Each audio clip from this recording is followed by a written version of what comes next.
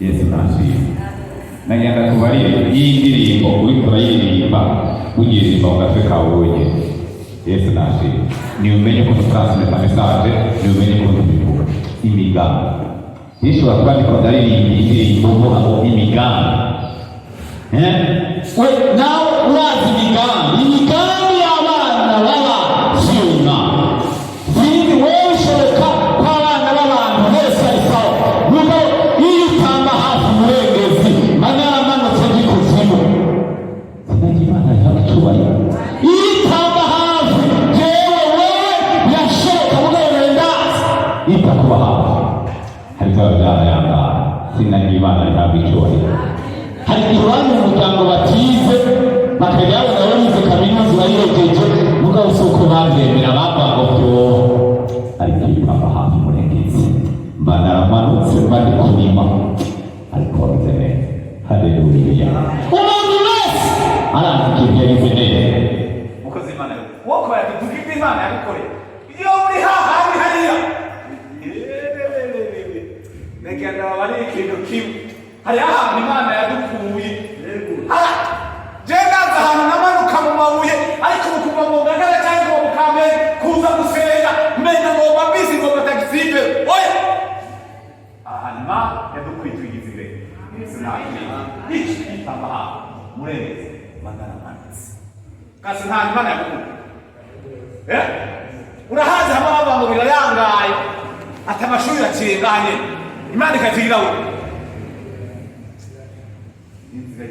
Zazabana amazirangi izimana zirabanga Yesu nashimwe. Reka dusome ijambo ry'Imana turagomba kuvugana ku kintu cyitwa kwiyambura. Yesu nashimwe. Nicyo kintu tushaka kuvugana uno munsi, kwiyambura. Tugire muri Mariko Yohani 10:46 uramanuka kugeza ahantu yibona abafite mikrofone bacare basomere kwa dukoresha umwanya ibintu bigende neza mu izina rya Yesu.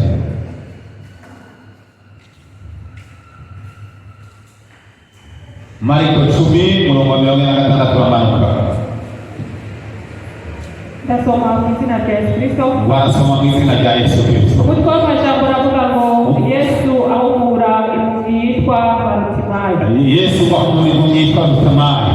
Nuko bashika i Yeriko. Akiviye Yeriko n'abigishwa biwe. Ishengero ryinshi atari rike. Bene Timayo. Umusenzi w'impumyi. Wumve neza. Umusenzi w'impumyi. Yari yicaye impande y'inzira. Yumvise ko ari Yesu Umunyanazareti. Atangura gutakamba. Ati Yesu mwana wa Dawidi. Girira imbabazi. Abantu benshi baramuzibiranya. Utambuye kuvuga ngo girira imbabazi batangura kumuzibiranya. Ariko arushiriza cyane. Kugira gute? Ati mwana wa Dawidi. Girira imbabazi. Yesu arahagarara. Kubera yumvise umuntu ariko aravuga ngo girira imbabazi. Arababarira. Ati nimumuhamagare. Bahamagara iyo mpumyi. Barayibwira bati humura va hasi.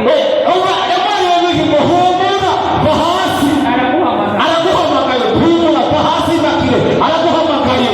Nayo ita impuzu yayo.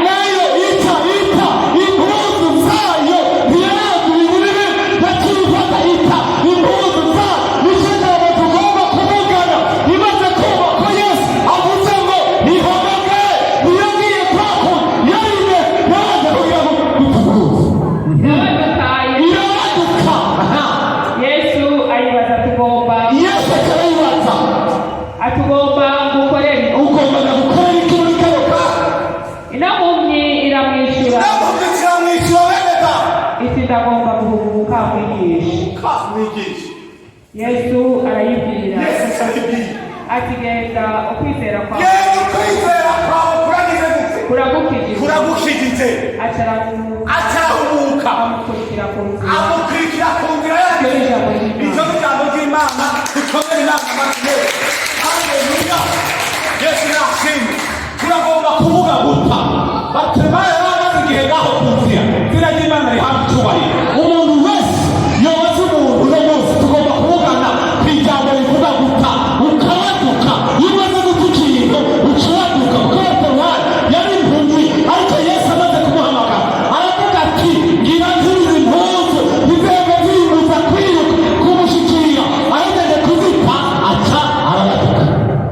haleluya. Nawe ndakwifuje kubaduka mu kintu cyose urimo cyakujengereje ubanza ubaduke muga ijambo rikobavuga banza utabyamira byawe kuko batuma yabanze kuvuga ati yesu arampamagaye kwamaze kumpamagara ndataye impuzu ugaragara kuri utumazi yabona igituma atabona izo mpuzu zahita agenda gusa atagenda gusa ntacyo byamumariye kuko yari akeneye gukira nawe sinzi Bartimayo yarazipaze ariko ni kandi amaze igihe asegereza ahantu yazi ko ari umunsi umwe azacuma Yesu mwana wa Dawidi aramenya aravuga ngo Yesu mwana wa Dawidi ngirira imbabazi urazi ko ari Yesu mwana wa Dawidi ngirira imbabazi gatondo kazima ta iyamure abantu bagomba guhezagirwa baracyagendanija iyamurira kugira uhezagirwe nawe ikintu haleluya. Mwiyegereza abana batatu murakure hasi. Haleluya kuko baritoranya izina ry'Imana rihabwa icyubahiro kuko abana ijambo ry'Imana rikorera satani nibacamu niyo agomba gucamura agomba gukoresha kuko abona ko ari umuhari akaza agomba kuratera Yesu rero amaze kurengana kuri iyo nzira ikintu kibe yariyumviye none uti tubazanye mwese tuve ku ijambo mbega iyo mboneratura ikiragenda kuri iryo rego ryiwe igiye gusengereza akabaza umuntu wese yibaza ngomba tubazanye umuntu wese yiba mbega iyo mpumyi igiye aho hantu ku irembo igiye gusenga umuntu wese yibaze mbega iyo mpumyi yarishikana kuri iryo rego n'ikibazo yari ntiyabona kuko yaba mukiri gisagara siho yawe mbega iyo mpumyi yarishikana muri icyo gisagara ikajya kuri iryo rembo ikajya gusengereza niyo yishikanayo icyo ni ikibazo umuntu yo kwibaza niko ndibaza niko ndasenga Imana numvise imbaraga kuko hari umuntu yagenda kujyana kuri iryo rembo gusenga akamusigaho umukozi w'Imana kandi uwo muntu yategerezwa no kuza kumutora ku mugoroba none araje amusizeho kandi arazi ko Yesu we arazi yuko amusizeho bitagenda uko ega ahantu baguteretse bagusiga ku irembo bobo bagenda bagenda gusoma ati yamuniye rutemari iriko irasenga kandi umboye iriko irasenga ntazi nasanga yarose kuko n'impumyi ibona.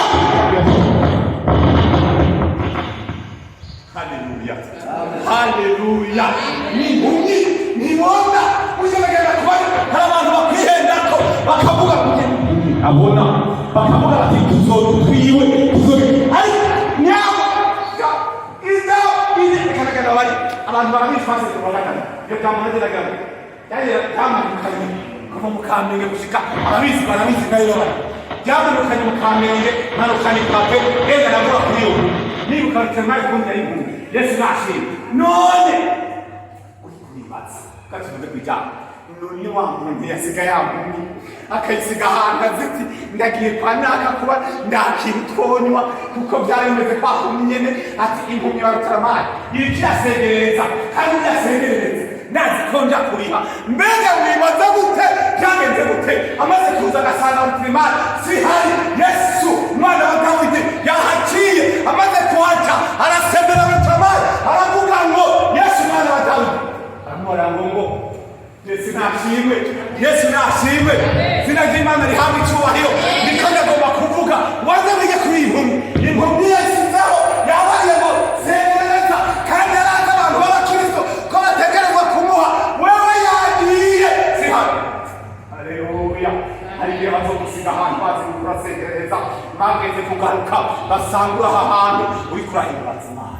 Haleluya hari ahantu bamusize baravuga ngo ahantu turahamutetse kandi azokwigera hava kandi ntabona ariko Bartimayo amenya ko Yesu ariko arahimana aravuga ngo Yesu mwana wa Dawidi ngirira imbabazi amaze kubwira barakuzibiranya reka iri kurapfuka hari abantu baza kukuzibiranya bakavuga bati mucecekeshe icyo kibazo ntakivemo nagenda gutangarize muri kano gatondo cyakoshe uhaguruke ubaze ngo